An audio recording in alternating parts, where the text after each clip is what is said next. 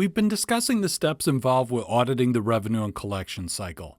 In the last video, we discussed the third step, assessing the risk of material misstatement.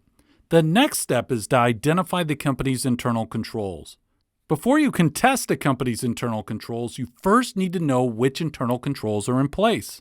The auditor can identify the internal controls by asking the company's employees to complete a questionnaire and by doing a walkthrough of the revenue and collection cycle.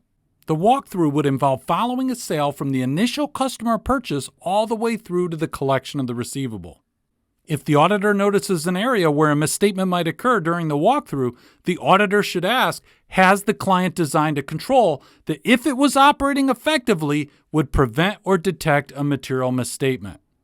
The auditor should also be sure to consider entity-level controls. For example, does the audit committee play an active role? Does management closely monitor sales returns?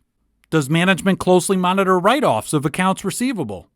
Does management inspect aged accounts receivable for issues with collectability? If the client has strong entity-level controls in place, this improves the control environment and reduces the risk of material misstatement.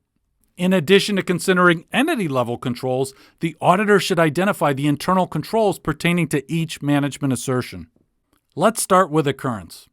A three-way match of a purchase order, a shipping document, and a sales invoice provides evidence about the occurrence of revenue, as well as the existence of a receivable.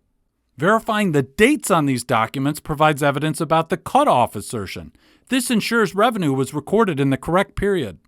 Comparing documents ensures that the correct type of goods and the correct quantity of goods have been shipped to the correct location at the correct price in terms of trade. This provides evidence about the authorization and accuracy assertions. Now, the company should also be using pre-numbered documents. Periodically checking the sequence of these documents provides evidence about the completeness assertion. Finally, to make sure revenues are properly classified, the company should maintain a chart of accounts and periodically check to see that items were correctly recorded. Segregation of duties is also a critical internal control for the revenue and collection cycle. Remember that the revenue and collection cycle consists of 5 steps. Different people or departments should be responsible for each of these 5 steps.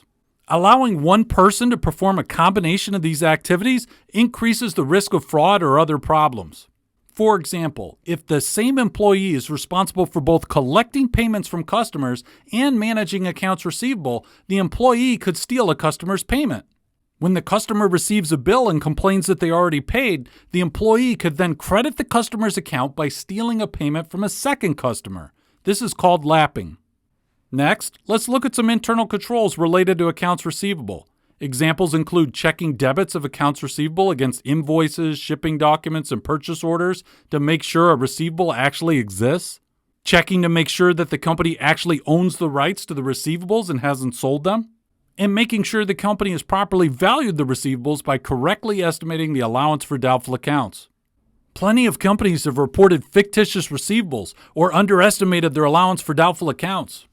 Thus, if the company doesn't have strong internal controls in place for receivables, that's a serious problem. And that's it. I hope you really enjoyed this video. We'll discuss how to test internal controls in the next video.